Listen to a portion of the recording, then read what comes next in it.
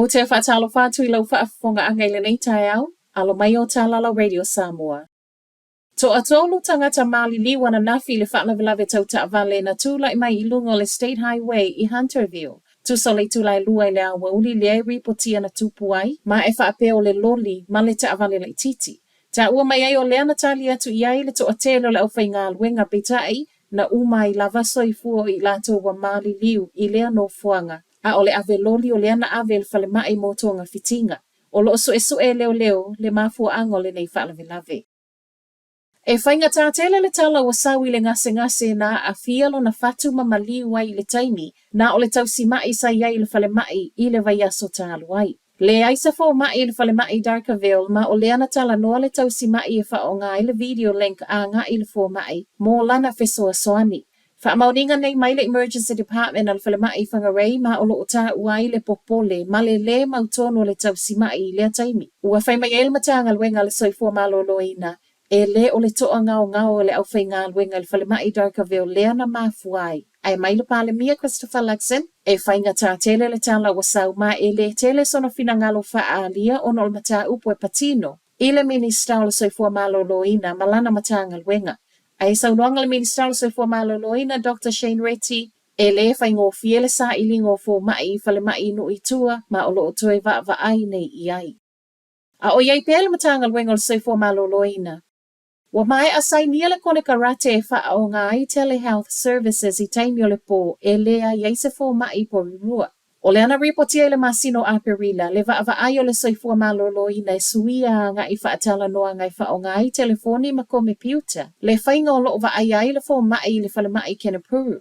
Ma ua whaamaunia mai o lea wa mai a wha kone karate nei I ai le kamupania le emergency consult e na te whaia lea au nanga. I taimi e lea ma whaia o na iei se fō mai I le whale mai le vau le se fulu I le pō, ma le tau le valu o le tae au le aso e so o ai. O se whainga ele I alo na wha o ngā ina e tūsa ma whaamauninga, ma e na o ngase anga vaa, e ma whaiona ofo I ai ma e le whaamalu sia foi.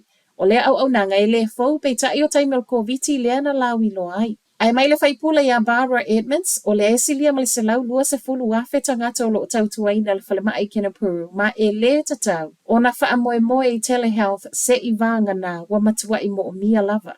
Ai mai a Dr. Brian Betty o le General Practice of New Zealand I tala le teo New Zealand, o le telehealth e fesoa soani lea I le taimi wa matua I lea I se fo mai, ma e le o se whainga e sui ai whailoa ingo lo whaia wha afesa ngai ma le fo mai.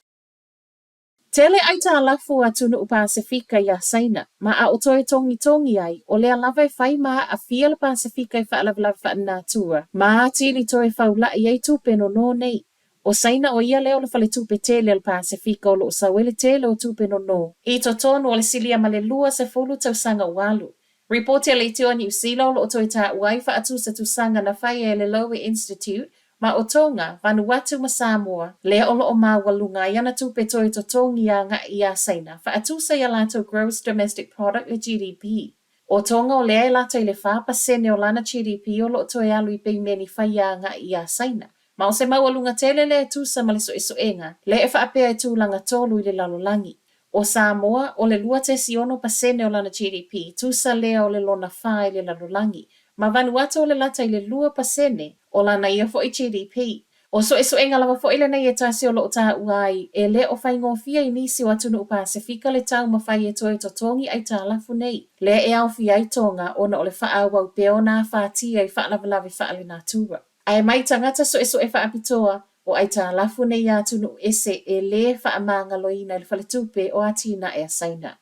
Ma tala whaaiu, ua tapena se tasi o alo Samoa mo le suinga siampini o le powerlifting I laulangi. Ma olo o sa ili fesoa soani I lungo le geva leto mo lea wha moe. O Norman Tepa, o lo o ia miele siampini o le Masters 3 powerlifting o Manarewa, ma o lewa wha sauni e whai masui o New Zealand. I suinga siampini wha avau malo e whai ele masino o Kitopa I Afrika I Saute. Mo ana tā penanga wa whai aile sa ili ngā se leni I lungo le geva leto le asocio pisinisi o Manarewa, a wale malanga tua I o tepa mo ana tau mawhainga wha avau malo. O Talanala Radio Samoa, manuia le nei tai au.